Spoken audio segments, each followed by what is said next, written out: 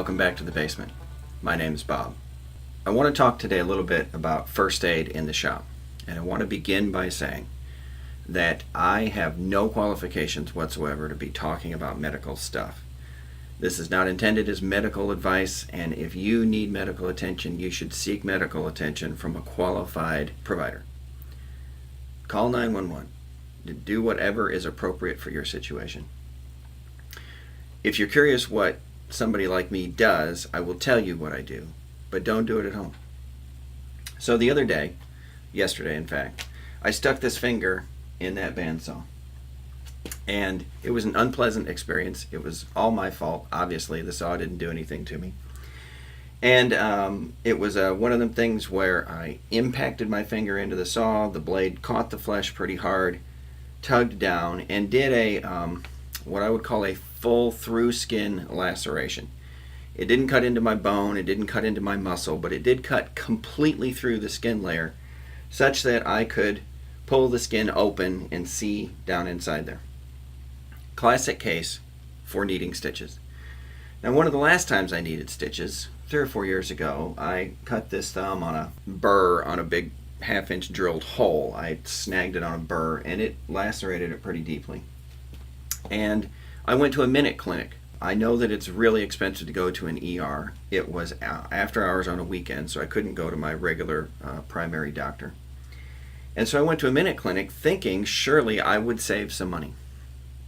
I paid $50 there at the minute clinic, and then later got a bill for, I forget the exact amount, but something right around $300 that after investigating with my insurance, etc., I had to pay.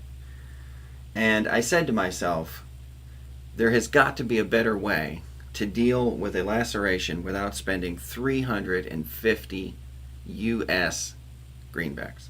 Like, that just hurts my heart. So I did some research, and what I have found is that it is possible to pretty much deal with a deep shop laceration at home if you're careful. At least it's possible for me. Like I said, do not do this at home. So in the case of a laceration, there are some choices to make. Number one, have you done some kind of damage that requires true professional assistance? If you have broken a bone, if you have cut a nerve, if you have cut a tendon, if you cannot control the bleeding, you just need to drop what you're doing and go to medical provider, whether it's the ER or whatever it is, to deal with the situation. I'm not saying that I can handle any medical situation that comes up. But assuming it passes that minimal test, which is to say, I can control the bleeding and I really just need to give it the equivalent of a stitch or two and get on with my life. Here is the next approach. 3 things. 1, stopping the bleeding. You have to stop the bleeding. In order for the blood to coagulate, in order for it to begin stitching back together, you have to be able to stop the bleeding. Classic things that they would have taught you in Boy Scouts, which is apply pressure. You want to get the blood to hold still, and the blood, if it will hold still, will begin to coagulate, unless you have other medical situations, blah, blah, blah. But if the blood will hold still, it will coagulate, and it will begin, it'll make the little things that stop the bleeding. You can also get that fancy stuff that medics use, quick clot it's called. That will also stop the bleeding. I'm not talking about anything that advanced. But number 1, you have to stop the bleeding. Number 2, you got to clean the wound out. You got to get debris out of there. You got to get it clean enough to prevent infection. For that purpose, hydrogen peroxide is your friend. You pour it in the wound, it bubbles up, and the bubbling action tends to flush contaminants and that out of the wound. It does not hurt, but it does have a stimulated feeling. And if an area has already been traumatized and kind of hurting, it's not always a pleasant sensation, but it's not a burning pain either. And so first of all, stop the bleeding. Second of all, clean the wound, try to prevent infection. And finally, get the structures back into place so that they can heal in place. Now, if any of you have ever had a cut that kind of could have used a stitch and you didn't, I had one in the back of my hand years ago. It actually healed in a puckered open fashion. Over time, the body will fill in the cavity. That's not ideal. In a perfect world, you will close the cavity up and let it heal where it belongs. That's the whole purpose of a suture. And for a wound that is bad enough that the skin is not maintaining its original location, I have found a Band-Aid, you can kind of do it with a Band-Aid, except that Band-Aids don't stick very well over blood. You can kind of do it with super glue, except that super glue doesn't stick very well through blood. If you have somebody's help, if you have the wound completely clean, if you have somebody that can hold it still for you and apply the glue and hold it still while it dries, I think super glue could work.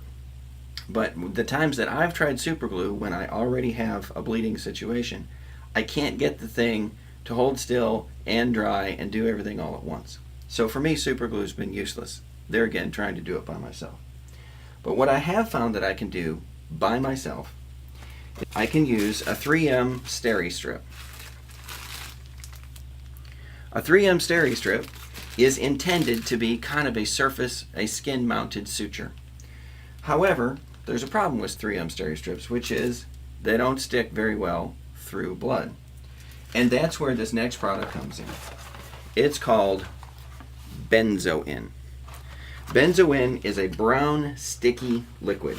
Here it is in its liquid form.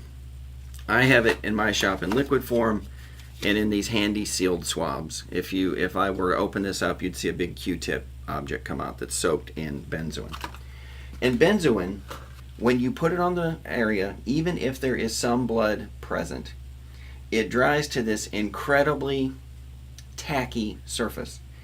And if you put benzoin on a wound and then put a Steri-Strip and use the Steri-Strip to pull, the flesh back together, back into the registry of where it belongs, its original kind of registered location. You can actually use Steri-Strips as kind of a skin-mounted suture, draw the thing closed, and then leave it alone for 2, 3, 5 days, whatever it is, until the skin has knitted itself back together enough that you can carry on with your life. Since the day that I went and paid $300 and $350 to get 4 or 5 stitches in this thumb, I've since had 2 further lacerations that the skin would not kind of hold closed, would not hold in position. And in both cases, I was able to use the benzoin and the Steri-Strips. There again, you don't do anything. Number one, if you really need medical attention, go get it. If you are out of your depth, admit you're out of your depth and go to somebody who knows what they're doing. Secondly, get the thing clean. Wash it, flush it multiple times. I flushed this wound probably 5 minutes with peroxide yesterday. Just flushed and flushed and flushed. Try to make sure that I didn't have metal chips in there, that I didn't have grease in there, that I didn't have bacteria in there. And then finally, close the thing up, get the skin back where it belongs. So that's my approach to first aid in the shop. Of course, as Mr. Pete would tell us, the perfect approach is prevention. Don't stick your fingers in the bandsaw in the first place. That's what I really wish I had done. But anyway, that's my approach. Thanks for watching.